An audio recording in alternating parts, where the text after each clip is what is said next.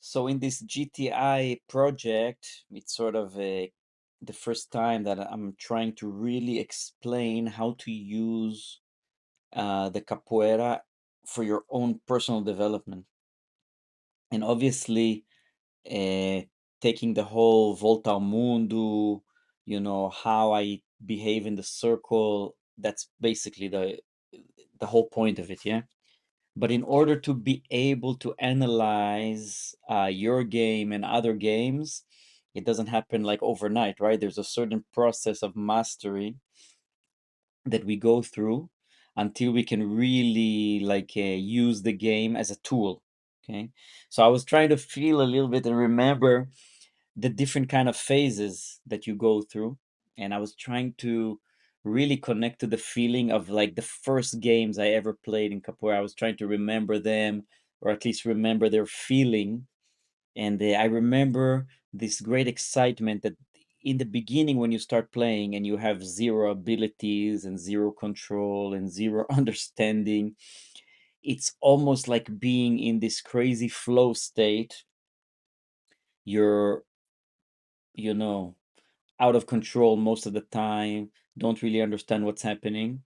But because it's a capoeira scenario and maybe it's not a real fight situation, so it's a little bit safer. So you're out of control, but also feel a little bit more protected than you would maybe in a boxing ring, or of course, because the other parts, your other partner is also a little bit lost. And I'm speaking in a scenario where, let's say, we started a few people together, yeah. So my whole generation is sort of beginning now. So most of the games that we're having between a beginner and beginner, we are both pretty lost, and it's actually a pretty fun. It's a fun moment of release. Then, as we start gaining a little bit control of our techniques and we start understanding what's what and what's right and what's left, we start to have like good challenging conversations. And I remember that also a great kind of game that we have is when you have a generation of colleagues that are like growing together pretty much maybe at the same age, pretty much at the same level. So one guy maybe is a little bit faster, and the other guy is a little bit stronger, and the other guy is a little bit trickier. And then there's also girls. And it's interesting because nobody really has very high control of anything, and each one has his little specialty. So that also calls for many, many, many challenging games. And then on Monday you get caught, and on Wednesday you come back with an answer. That's also a very fun, I think, phase in capoeira, is when you start to gain abilities, but you're also part of a community that each one is also discovering their abilities. Yeah. Then I'm reminded of a time where you gain even more abilities, and maybe now you're starting to even be able to sometimes control the outcome of certain situations in the game, maybe dominate some people. So that is also a very fun time where you have a little bit of confidence and you're experimenting with some stuff that is maybe a little bit more complex. It could be both in the movement area, it could be in the tactical area where you're starting to understand a little bit more the timing of everything. So that is all, different types of phases, I think, that I don't know if we need to go through, but I recognize that many people, including myself, they go through.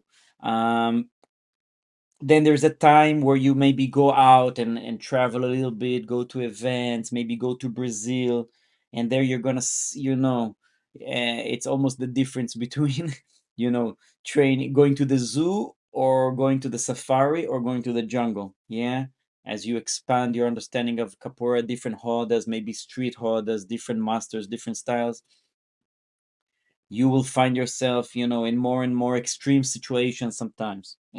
Sometimes it could be an extreme situation of, your physical abilities where you're almost scared to get hit or to get taken down, or, the intensity is a little bit more than you're willing to go at that moment. Sometimes it's not even that at all. Sometimes it's the ability to sit for 8 hours or for 10 hours in a circle and, sing and participate and have concentration for 10 hours.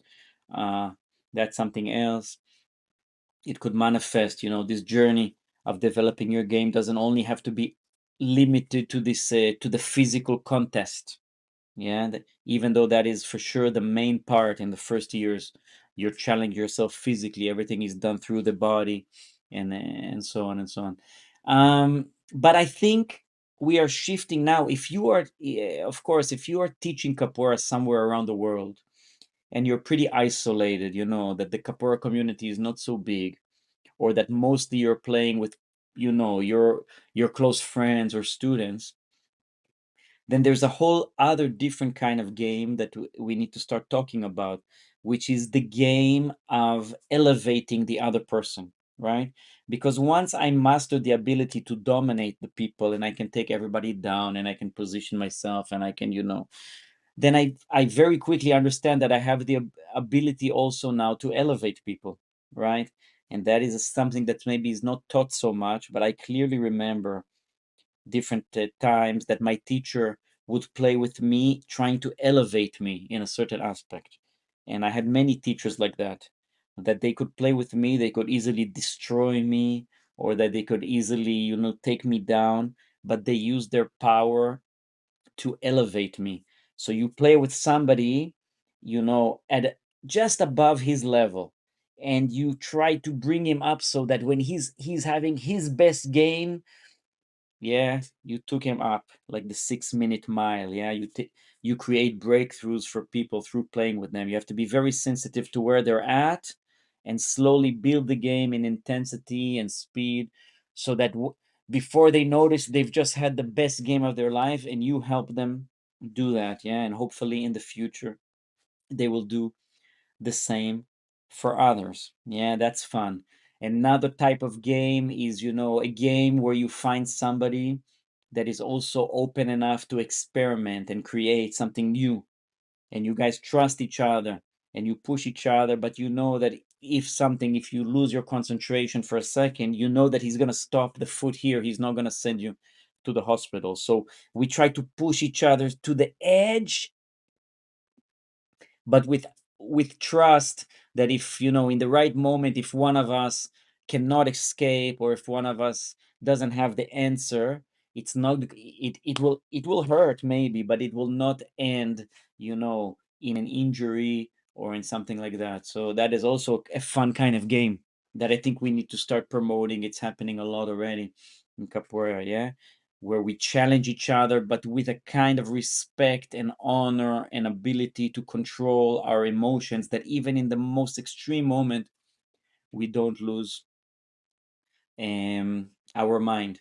Well, when you start to experiment with these different kinds of games, then they open up so many opportunities for learning. Yeah, for example, when you're gonna play with somebody that's a little bit maybe less advanced than you, and you're trying to elevate them, it's going to open up many, many opportunities to learn. Not always you're going to be able to do it. Sometimes these people are going to be too aggressive. They won't understand that you're playing light with them, right? And that you're trying to teach them. They take it too seriously, because in that moment they are just, in this adrenaline moment, but you're still being playful, but they're there all in. Anyways, but that's the whole beauty of a Hoda. And what's beautiful about the Hoda, that you don't have to experience all the games by yourself, because when you're standing in a holiday, it's an hour and a half, 2 hours, 30, 40, 50 games are passing by. So just by analyzing the game and watching it as an observer and not as a witness and not as a judge, you get to enjoy, and you say, wow, look how he answered. Oh, that's interesting. I would have done differently. So pa pa pa.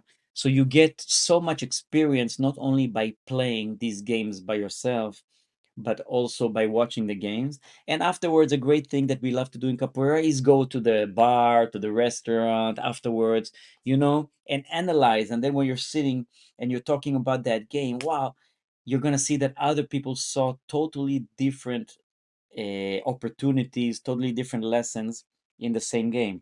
And that is the whole beauty about having a live art, of participating in a live art, having this circle on Monday generates so many opportunities for you to think and to learn and to open your mind, and to, work on your biases and your judgments, and then on Wednesday you come back and you think you've got it, and boom, and sometimes you've got it and sometimes the other guy got it. And this is the whole beauty, the dance of capoeira. So as you're going through this GTI, maybe it's an opportunity to loosen up a little bit the screws of what's correct and what's right and what's wrong and how it should be, and my master and this master and Arlene. That's all okay and it's useful also. But maybe just experiment with where you're at when you're going to the game. Where is your mindset? What is your last thought when you're shaking the hand and going into the circle? What is your last thought? What is your emotion? Okay, how invested are you in the outcome of the game? How much self-judgment are you putting on yourself? If it's good, not good, what is good? Man, we're going to be speaking about all that stuff as the weeks start to unfold. Okay, but the first part of using the game, the capoeira game, as a tool is to uh, first of all sort of master the game, master the different moves, master the different techniques, master the different strategies. And when I say master, I don't mean to become a master. When I say to master, it means that you've practiced them enough times that they are yours.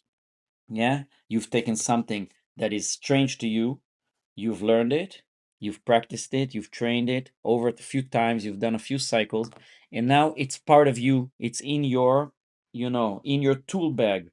So you're not now need to plan and think about doing a kick, right? You've done it enough times that now your body can express itself with this kick. And the same thing with an escape, and the same thing with a floreo, and the same thing with a song, and the same thing with an instrument. Okay, so it's time to elevate a little bit your daily practice, so these things become automatic. So these things become part of you, and then we're going to be able to play with all the ideas.